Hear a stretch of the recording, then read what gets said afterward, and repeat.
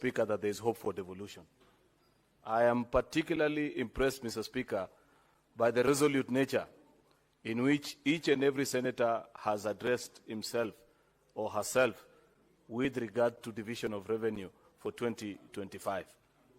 Mr. Speaker, I am particularly Okay, mpenzi mtazamaji, ujambo na karibu. Hapa ni PAP TV, naitwa Ikuwa Wanganga presenter. Na mpenzi mtazamaji, tunaendelea kuzungumzia masuala na budget ambayo tayari nafikiria iko karibu kumalizika, na kitu ambacho siku ya leo nahitaji tukizungumzie ni kile ambacho kilizungumziwa pale Seneti, na nikaona ni vizuri kama PAP TV tuweze kuzungumzia swala la division of kile ambacho tunasema ni revenue katika taifa la Kenya, kwa sababu kuna watu wana maoni tofauti, seneta, wabunge, wananchi na hata kila mtu ana maoni tofauti. Je, mpenzi mtazamaji, unafikiria katika taifa la Kenya mgawanyo wa kile ambacho Kenya inakipata kama ushuru kinafaa kugawanyishwa namna gani? Kwa sababu let's use the 47 counties.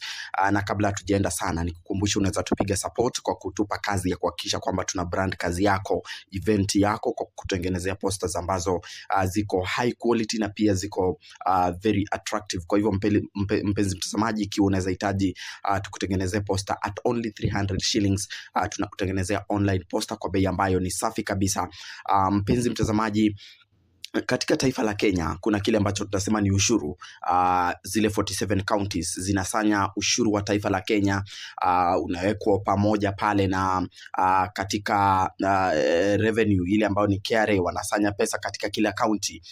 Lakini swala linakuwa, je, wakati sasa hizi pesa zinafaa kugawanywa katika hizi 47 county, je, mpenzi mtazamaji, inafaa kugawanywa namna gani? Na ukumbuke mpenzi mtazamaji, katika hizi 47 counties hazitoshani. Kuna county ambayo ni ndogo, kwa mfano Nairobi County ni ndogo compared to county zingine, ama unapata county ya Kiambu ama county ya Mombasa.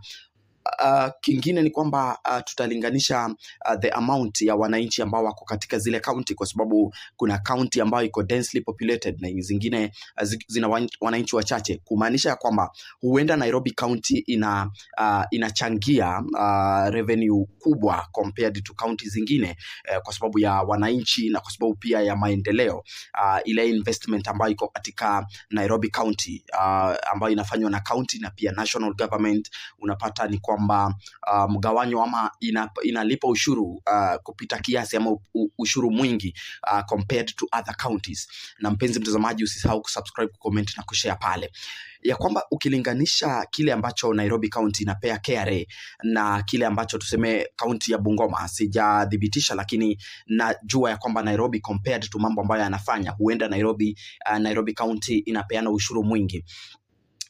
Na kuna watu wanasema ikiwa Nairobi inatoa ushuru kwa wingi, basi inafaa kupewa share ambayo iko juu.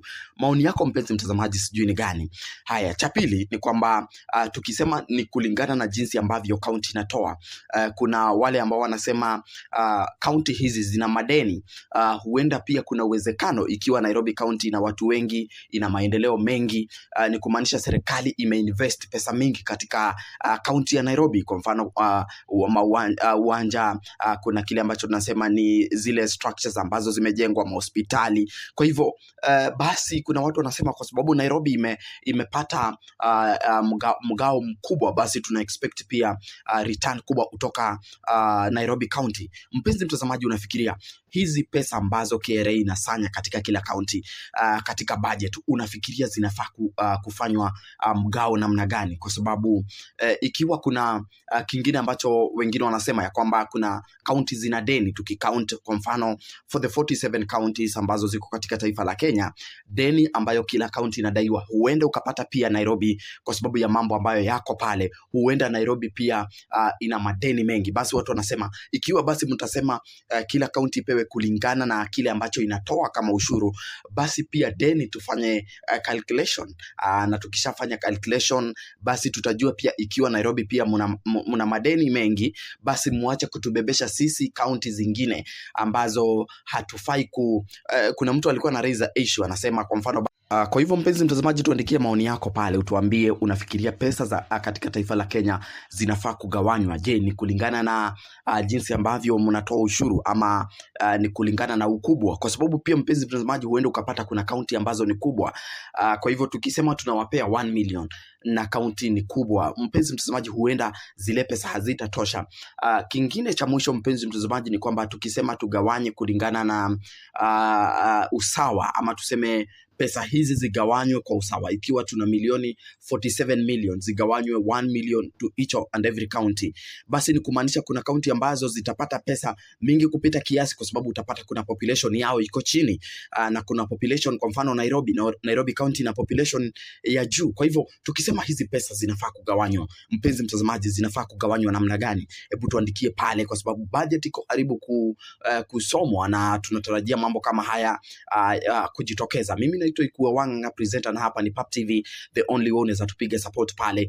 Ni kuchukua simu yako, pia una dial star 802 hash account 845124 star 802 hash account 845124, una subscribe, una comment, una share. Na pia kama unahitaji tukufanyie event branding, biashara yako pia unataka tuipige pale kwenye advertisement, pia unataka kufanya kazi na sisi, ni 0790 222 0790 222 alafu mambo yanakuwa yako safi kabisa. Make sure una brand your business, una brand your event, alafu mambo yanakuwa yako safi kabisa. Kwa hivyo kama una posters, brochure, wedding card na pia zile advertisements, mambo yawe sawa, unatufikia pale kwa namba yetu ambayo piko pale kwa description.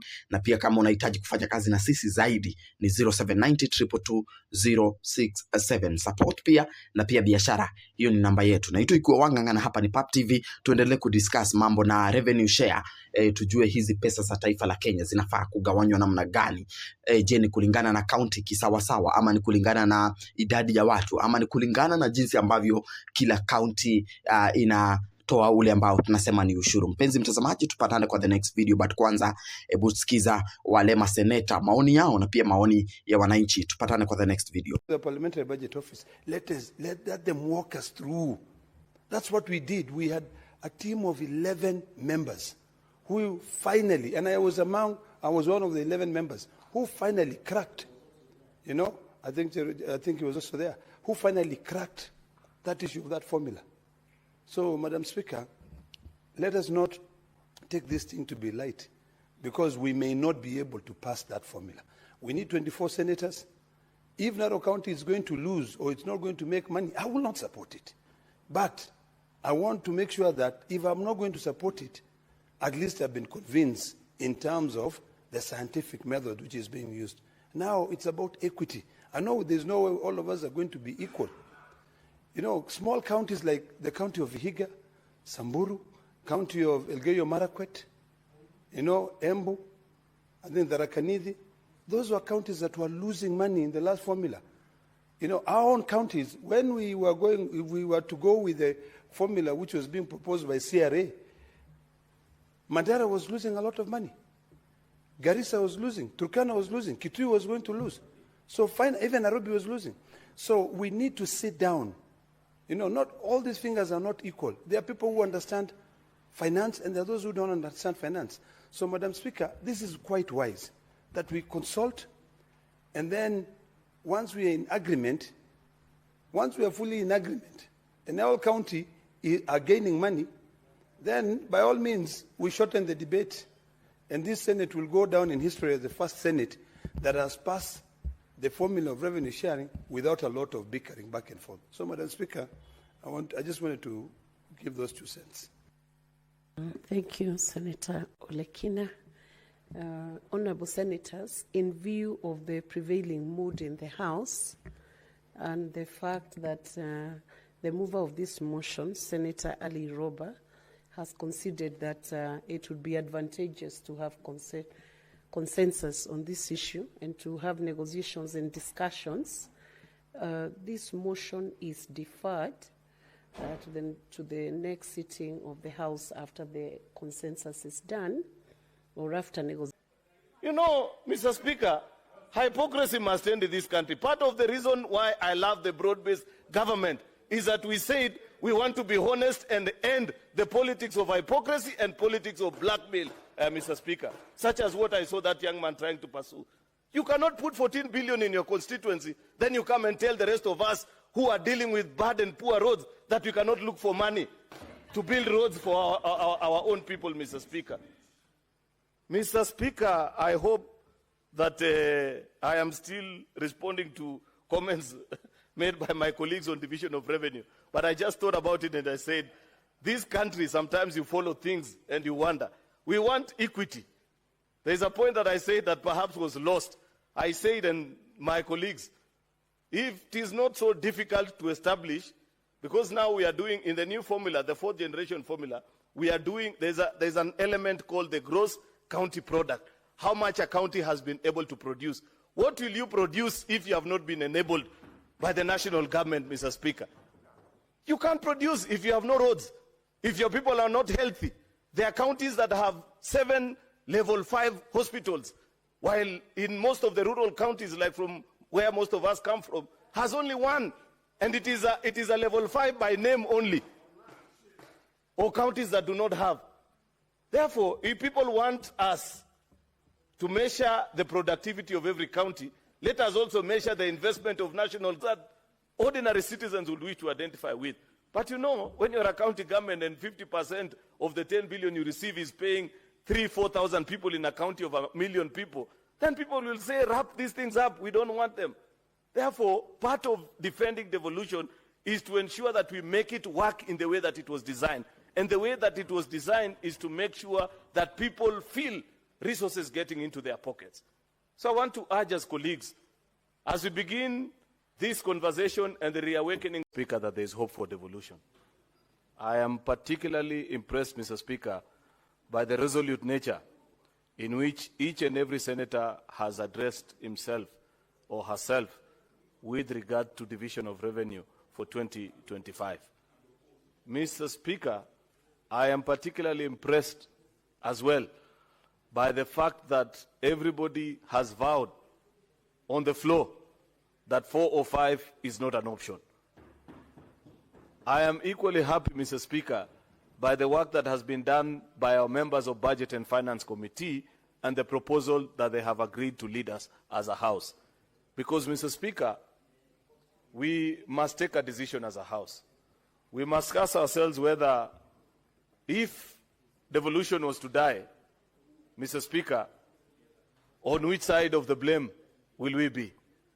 Will we just join the mourning party, or we will stand guilty as charged together with those that will have brought devolution, Kenya's biggest glue that binds this country together, to its death? I must appreciate, Mr. Speaker, that I am acutely aware of the tight fiscal space that we find ourselves in as a country. That I know very much. And I have been consistent and clear. If you check the records of this House, Mr. Speaker, especially with regards to management of our economy and the biggest struggle that we find ourselves in, which is a debt distress, Mr. Speaker, you will find that I have been as clear as when the motion was brought to this House about 5 or 6 years ago to increase our debt ceiling from 5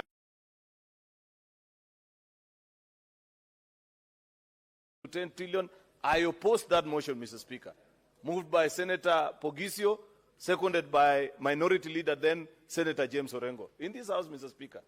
And we predicted very well, because at that particular time, Mr. Speaker, I was a member of Budget and Finance Committee, that there will come a time where we will not be able to meet our financial obligations because of that kind of unchecked borrowing.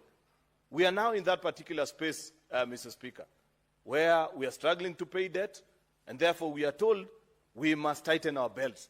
I agree, tighten our belts we will, but you cannot begin tightening your belts from those that consumed the least, which is devolution. If it is tightening our belts, Mr. Speaker, then let us see that action commensurate with regards to the budget that is left with the national government, Mr. Speaker. And that is why senators have spoken and have said that 450 is a minimum, and that we are very clear about, Mr. Speaker. Our Committee on Budget and Finance has proposed 465. That is even better, Mr. Speaker. And because our colleagues in the National Assembly have told us that you have no business looking into the budget of the national government, Mr. Speaker, we have said, fine. We don't want to know what details entails therein. But at least give us 465 we take back to the 47 devolved units, then find the money to run your operations in the rest of departments and state organs, Mr. Speaker. Because if somebody does not stand up for devolution, Mr. Speaker, devolution will be killed. And I wish, Mr. Speaker, Senator Moses Kajwang was here, because he walked out just maybe to attend to something when I was rising to speak.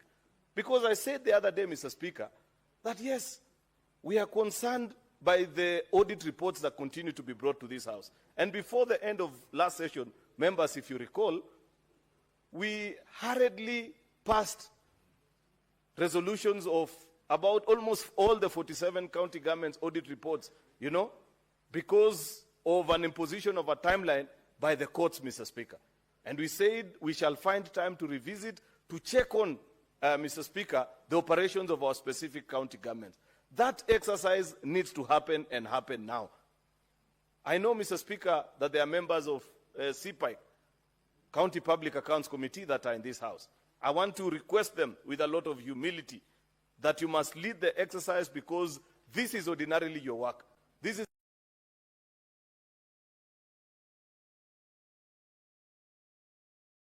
this House has charged you with the responsibility of, Mr. Speaker, to ensure that once we have done the battle and have brought the goods home, that they are used prudently for the improvement of the welfare of our citizens, Mr. Speaker.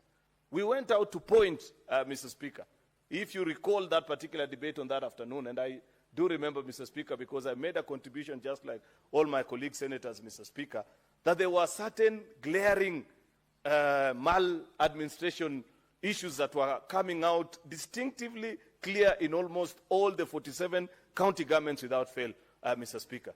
The issue of minimal disposition of resources, Mr. Speaker, hardly 20%.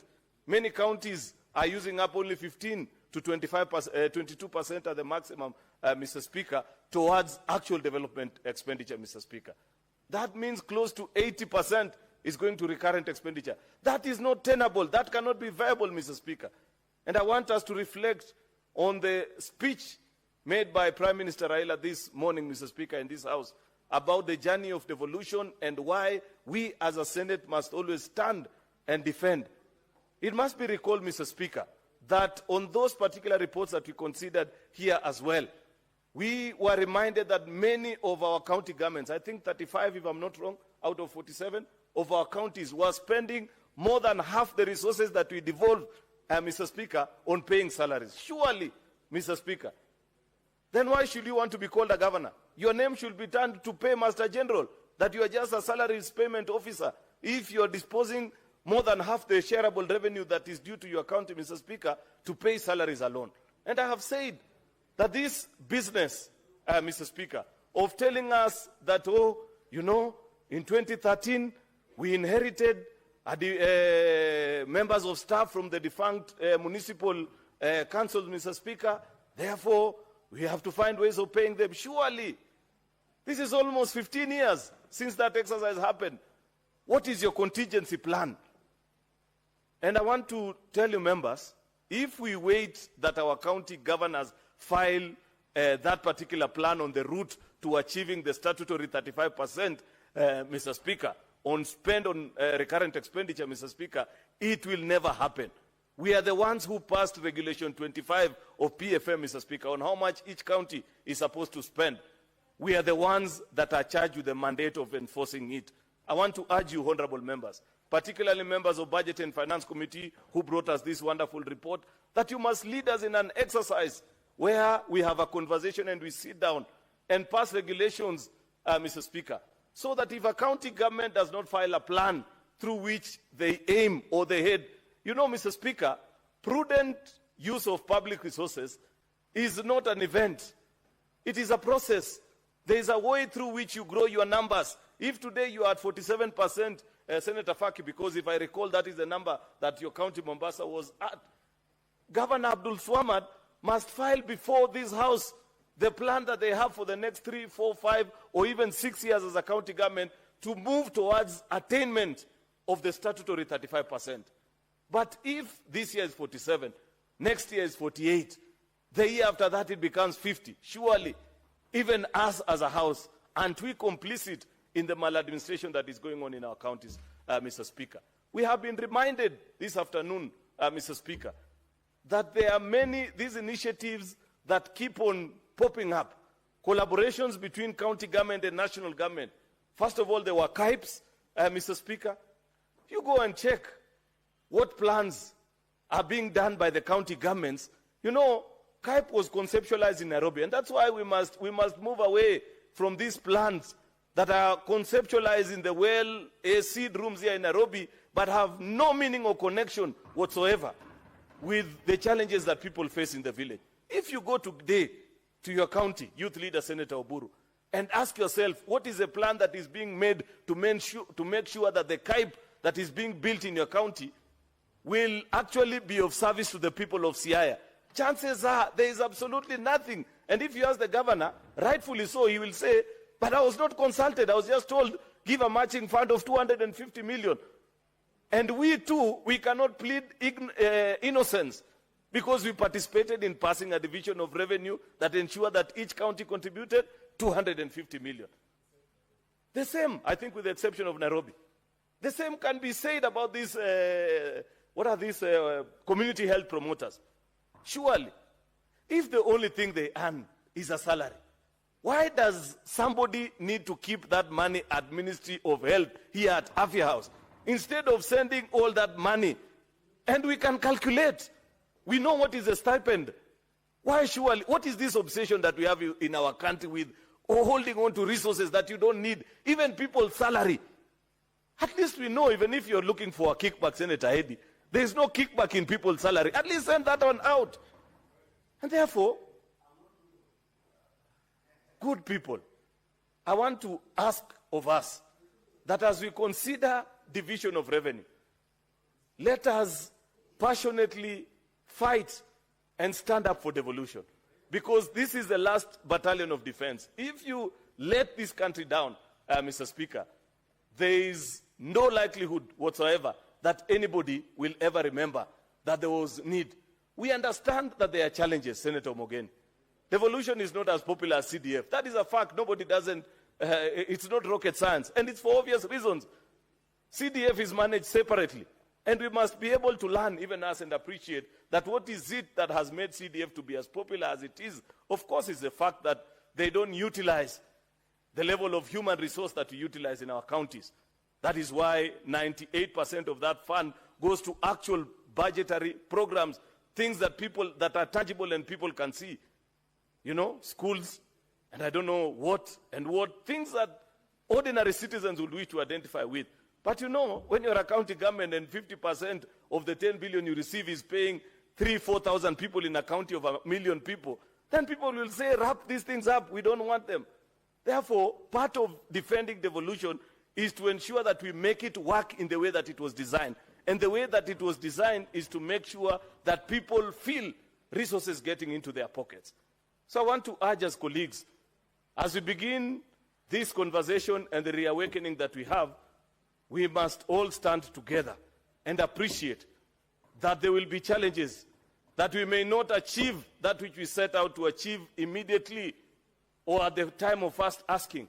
But surely and certainly, Mr. Speaker, as a House, we must make a firm decision that is in the best interest of the country.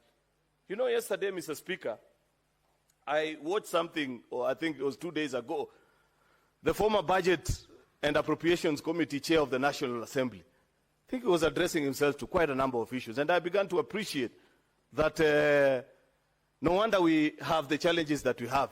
You know, there is something that the late President, Mr. Speaker, President Mwai Kibaki, used to speak about people being suddenly very clever. And I saw the gentleman trying to tell us, oh, you know, we should not borrow. Even the budget that we are using in this financial year, it is that gentleman actually who passed it on the floor of the National Assembly with a fiscal deficit of almost 5%. How is it that suddenly he has discovered that borrowing is bad? This House has been pushing and insisting. Read Mr. Speaker, our BSP reports for the last 10 years, Senate has always maintained that don't have a fiscal deficit of above 3.3%, including the report that we passed here. As Senate, we have been quite clear on these things. Our colleagues who have been on the other side, on the National Assembly, cannot be the ones that are lecturing the country at this particular time and telling us, oh, you don't need to do this, we have borrowed this much. We have borrowed because you passed a budget that has a deficit of close to 1 trillion shillings. And there is no other way of meeting it, Mr. Speaker.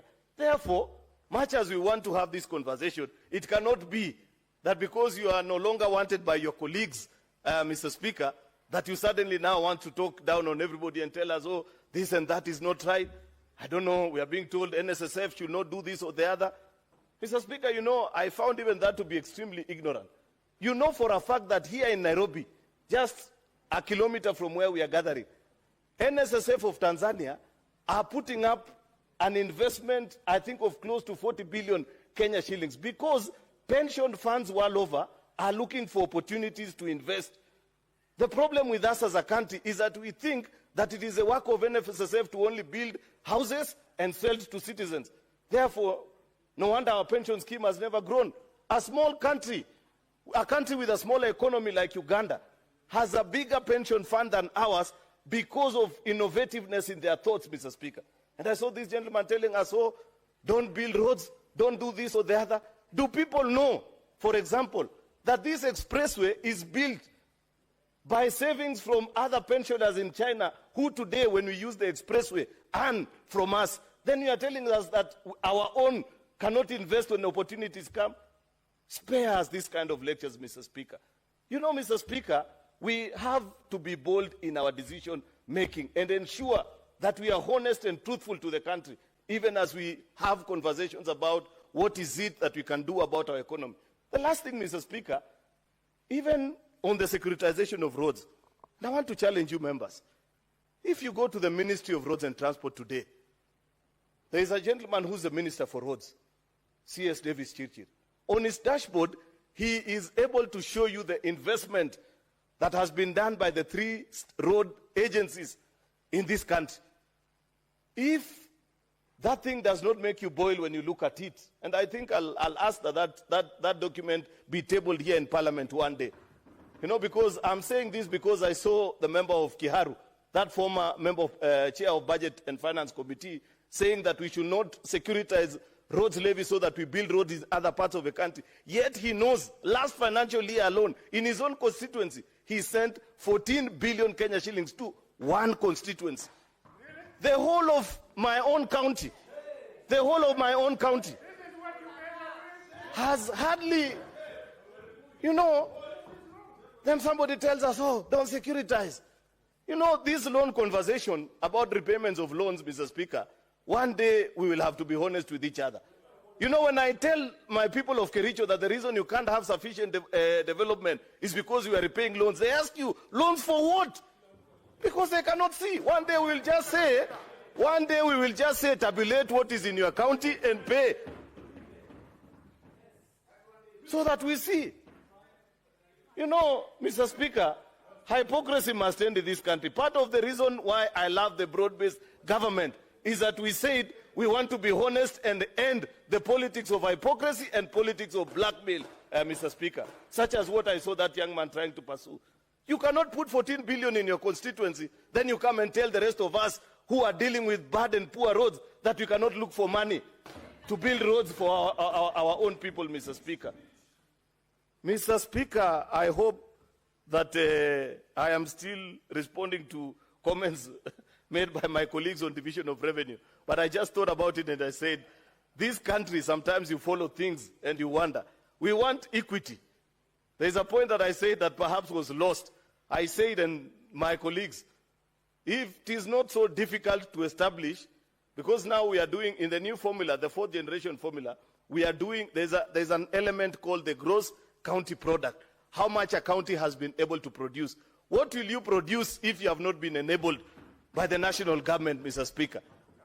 You can't produce if you have no roads, if your people are not healthy. There are counties that have 7 level 5 hospitals, while in most of the rural counties, like from where most of us come from, has only 1. And it is a level 5 by name only, or counties that do not have.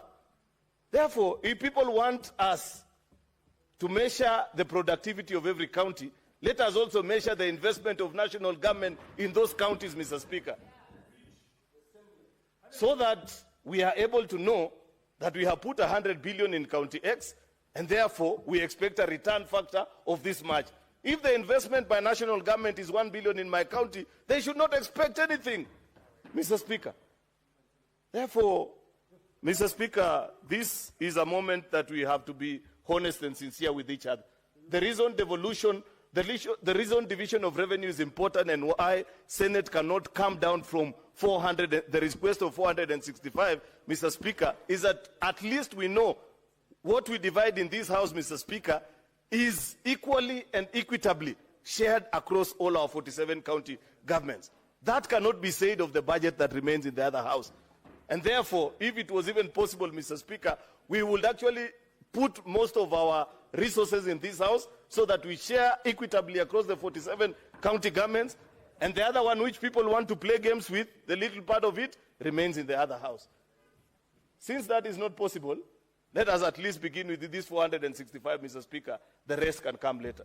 With those very many remarks, Mr. Speaker, I beg to reply.